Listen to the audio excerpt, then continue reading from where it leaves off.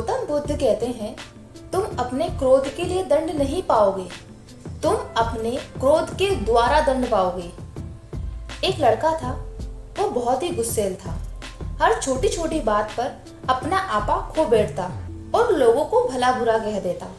उसकी इस आदत से परेशान होकर एक दिन उसके पिता ने उसे कीलों से भरा एक थैला दिया और कहा कि अब जब भी तुम्हें गुस्सा आए तो तुम इस थैले में से एक कील निकालना और अपने कमरे की इस दीवार में ठोक देना।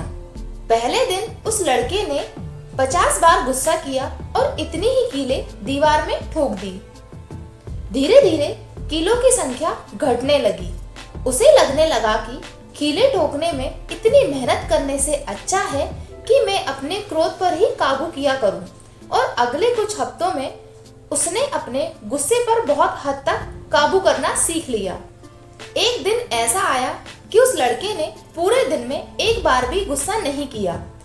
जब उसने अपने पिता को ये बात बताई तो उन्होंने फिर से उसे एक काम दे दिया।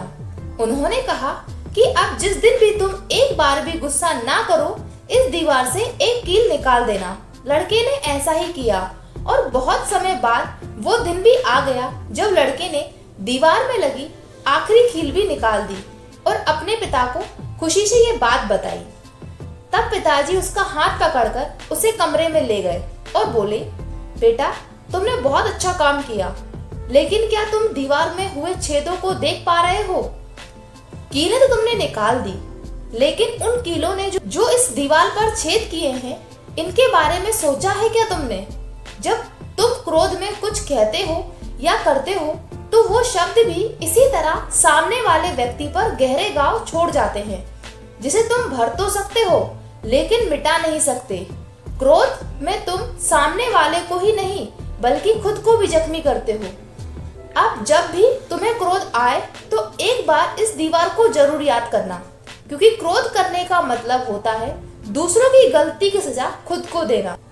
सो गाइस, इस छोटी सी स्टोरी हमें ये बात सिखाती है कि आज की इस भागदौड़ भरी जिंदगी में हम जाने अनजाने में अपनों को बहुत बार हर्ट कर देते हैं, और खास तौर पर अपने माता पिता को। हमें ऐसा लगता है कि हम सबसे ज्यादा परेशान हैं, हाँ, सारी परेशानियां बस हमारी लाइफ में ही हैं, और इसी सोच के चलते हम अपने अपनों को न जाने कितनी बार क्या कुछ कह जाते हैं। तो अब जब भी आपको गुस्सा आए तो प्लीज एक बार इस स्टोरी को जरूर सुन लेना। और आखिर में बस इतना ही, किसी ने क्या खूब कहा है, क्रोध और आंधी दोनों एक समान है।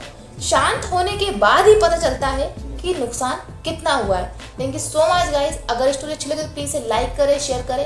अगर आप चैनल पे नए हैं तो सब्सक्राइब करें।